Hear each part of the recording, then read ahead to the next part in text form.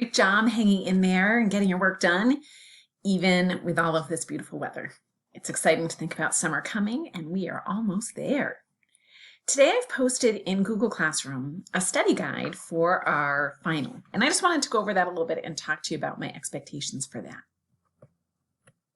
You'll see this study guide posted in Classroom, and the way I made it is I took the study guides from all of the units that we've done so far this year, and I copied and pasted them and put them into this document. When I first did it, it was about 8 pages long.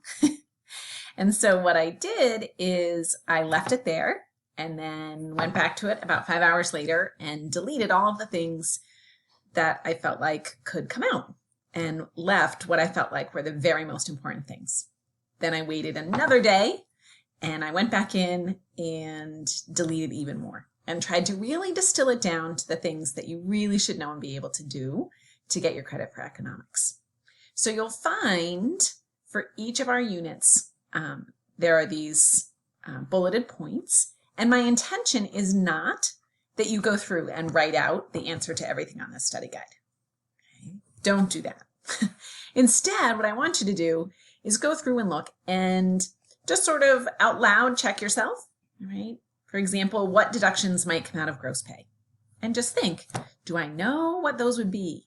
Like FICA and federal income tax, perhaps health insurance, 401k or retirement. You're good. Move on to the next one. Have a piece of paper and pencil handy so that if there are some that you need to look up and write down, you've got it and it's keeping you engaged in your studying.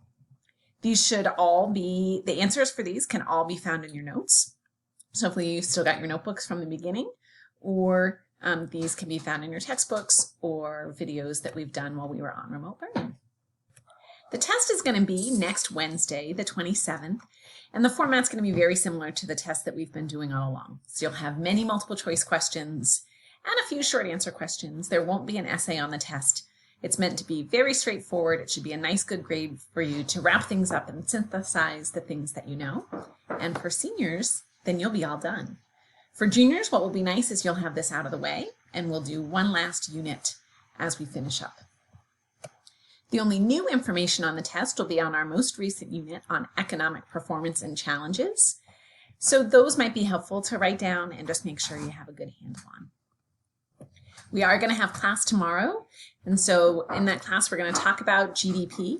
And I want you to be thinking about what are some bad things that happen that are good for GDP. You're going to learn about GDP today.